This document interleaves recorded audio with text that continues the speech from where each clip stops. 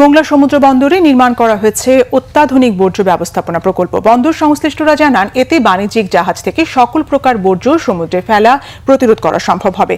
দূষণ থেকে রক্ষা পাবে সুন্দরবন। একই সঙ্গে প্রকল্পটি নির্মাণের মধ্য দিয়ে আন্তর্জাতিক সমুদ্র আইন শতভাগ বাস্তবায়ন করতে সক্ষম হয়েছে দেশের দ্বিতীয় বৃহত্তম এই সমুদ্র বন্দর। মোংলা প্রতিনিধি জসিম উদ্দিনের তথ্য ছবিতে নাজমুল নিশানের ডেস্ক রিপোর্ট।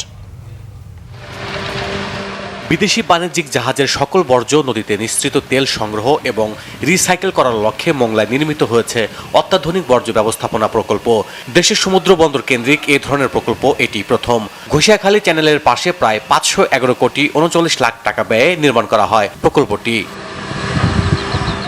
নতুন এই প্রকল্পের কারণে দূষণের কবল থেকে রক্ষা পাবে সুন্দরবনের পরিবেশ। এছাড়া কর্মসংস্থান সৃষ্টিসহ বাড়তি আয় হবে বলে জানিয়েছে বন্দর কর্তৃপক্ষ।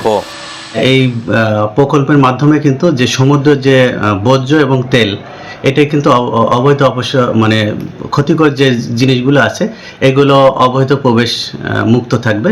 ফলে কিন্তু আমাদের সমুদ্রের যে চ্যানেলগুলো আছে এর জীববৈচিত্র্য কিন্তু সুন্দরবনের জীববৈচিত্র্য রক্ষা পাবে।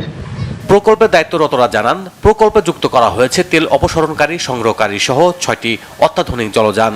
ফিনল্যান্ড থেকে আপনার ট্রেনাররা আসছে, আমাদেরকে এক মাস যাবত আপনার ট্রেনার করেছে। এবং নদীতে যদি কোনো সময় কোনো বর্জ্য পড়ে সেগুলো কালেক্ট করে আমরা ড্রাই বর্জ্য এবং সুপ অয়েল, যে সমস্ত অয়েলগুলো আমরা নদীতে করবে, এবং মাদার ভেসেলগুলো থেকে যে সমস্ত মানে বর্জ্যগুলো হয় সেগুলো আমরা কালেক্ট করে নিয়ে এসে প্লান্টে জমা দেব। এর মাধ্যমে ময়লাটাকে আলাদা করে বের করে আমরা ময়লাটাকে আমাদের চুলির মাধ্যমে এটাকে পুড়িয়ে আমরা হ্রাস করে ফেলি।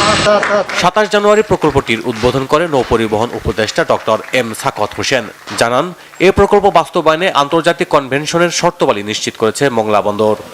তেল এবং তেল জাতীয় মোবিল ইত্যাদি যা ফেলা হয় এটা তো পানির মধ্যে থেকে যায়, এবং এটার যে খারাপ একটা প্রক্রিয়া হয় আমাদের বনাঞ্চলে আশেপাশে জনমানুষের মধ্যে, সেইটাকে যাতে কমানো যায়, এই দূষণ প্রক্রিয়া থেকে যাতে কমানো যায় সেই জন্য কিছু স্টেপ নেওয়ার বিষয় আছে, যার মধ্যে এই মার্পল কনভেনশন যেটা আমরা সাইন করেছি তার মধ্যে এটা একটা প্রধান স্টেপ। পাইলট প্রকল্প হিসেবে নির্মিত প্রকল্পটির সুফল পাওয়া গেলে চট্টগ্রাম ও পায়রা সমুদ্র বন্দরেও বাস্তবায়ন করা হবে এমন প্রকল্প। Bangla vision, news desk.